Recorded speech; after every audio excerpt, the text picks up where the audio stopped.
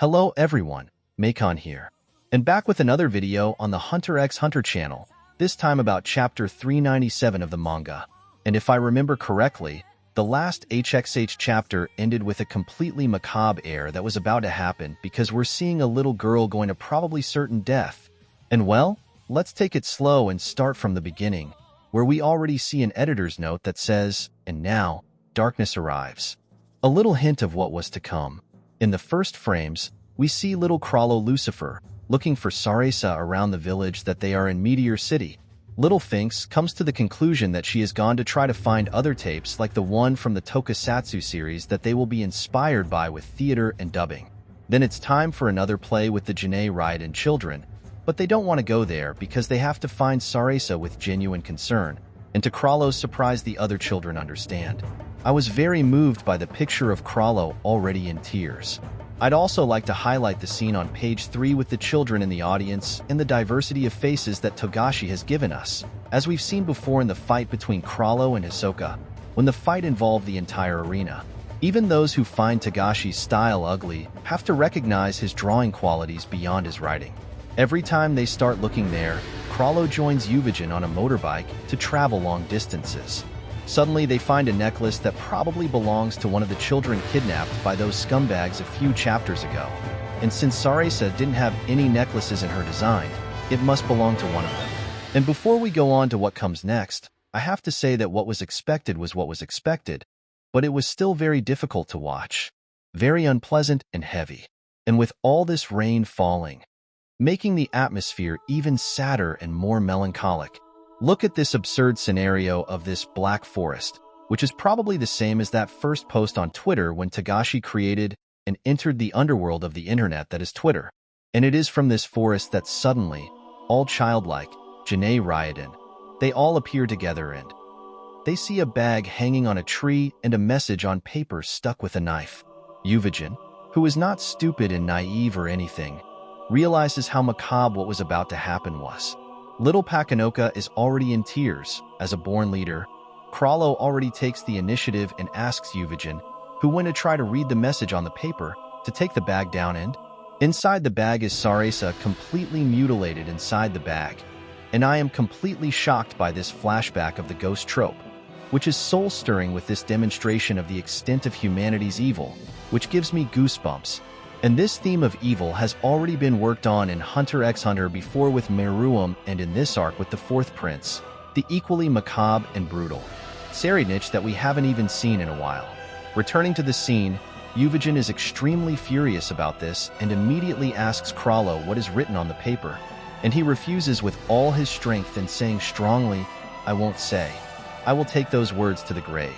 And as he is the only one who knows how to read this language outside of the Meteor City, we will never really know what was written on the paper, but we can, as always, theory and from what came next in the chapter, it must be the account of the murderers from Sarasa, a bizarre and despicable attitude on their part.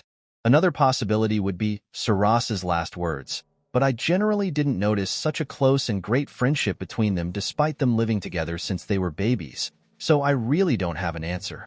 And it must be one of those mysteries that will not be revealed and that had a profound impact on the history of the spiders, Janae Raiden, who changed them forever.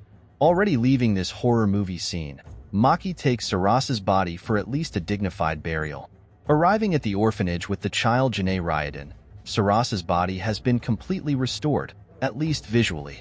It was the old man who looks after the children who brought her to Renko-san, and she is clearly a nin user, as the embalming technique, even if it exists in real life, wouldn't leave a body that had been mutilated in such a way that it almost looked alive, as if she were asleep. Maki is curious about this embalming technique and asks Renko-san to teach her, but as we know, this is Renko-san's Hatsu, the unique ability created with her nan, and then asks if the reason for this is the glow around her, which shows that Maki has a lot of power, since she can see her nin aura. Renko-san is so interested in Maki's potential that she invites her to learn Nan with her, and this is certainly where her Hatsu originated. Perhaps Maki even created something similar to Renko-san's Nan ability, and I'd like to remind you of it here, but the video would be a bit long. So maybe I'll do a short piece on her Nan ability, and if it goes well I can do the others too. In the end, We even get to see Yuvijin leaving souvenirs like the ribbon near Sarasa and her companions, flowers, and souvenirs of her, as well as Krallo Lucifer himself.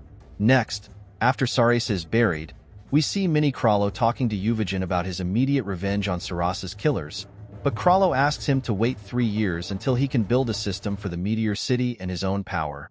And clearly here he must be referring to his Hatsu, which means that he already knows about the existence of Nan and how to create abilities, including when he talks about offering his life. He probably knows that the greater the risk of the condition for activating his Nan ability, the stronger it must be. Going back a little to what Krallo says when he talks about a revolution in communications, it must be considering the time of Hunter x Hunter, the invention of means of communication such as cell phones, radio, and television. Information is supposed to spread very quickly, according to him, but taking the subject for this complete turnaround of Janae Raiden, especially Krallo Lucifer, and we clearly see how and why he became this villain. Krallo wants to get revenge, and no matter what he has to do to never go through this again new. And as Krolho himself says that the criminals who killed Sarasa must have recorded what happened, and that this is bizarre and disgusting, I don't even need to say. But Krallo became what? For revenge. Their plan is to go into the darkness to be someone that everyone fears, and it came true as we saw earlier in this arc in the table scene with Spiders reunited, so that they can meet these guys someday. But the point is that he is no different from Kurapika. They are sides of the same coin, forged by the evil of the world without explanation, and this is an extra class connection made by Togashi, comparable even to the relationship between Meruem and Gon in the Chimera Ant arc. Simply, Yoshihiro Togashi teaching a writing class in character development. An interesting detail is that one of the members of the troupe, Sheila, apparently left, abandoning them because she did not agree with their bloody ideals of revenge. But the interesting thing is that Sheila has already appeared before in the manga, and she meets Kurapika and Pero from the Korda clan, who Janae Raiden massacred, and this happened in Hunter x Hunter Chapter 0 Special Edition, where he tells how Kurapika left the Korda village on a small adventure outside the village even though his elder didn't like the idea.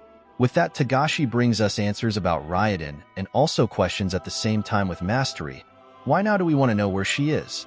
And more importantly, if Sheila was involved in, for example, the Korda clan massacre, did the Raiden go to the Korda clan village because of her?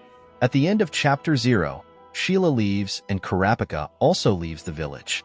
Well, at the end of the chapter we see the much older troupe, aged 3, already left behind and seem to be at the same meeting point as in the York New arc. And so ends the origin of one of the best groups of villains in the history of manga, and with many leftovers, there are few villains who have such epic origin stories. Well, if you liked it, leave your likes to encourage me to come back with more analyses of the Hunter x Hunter chapters, and subscribe to the channel so you don't miss any videos. Thank you and see you in the next video.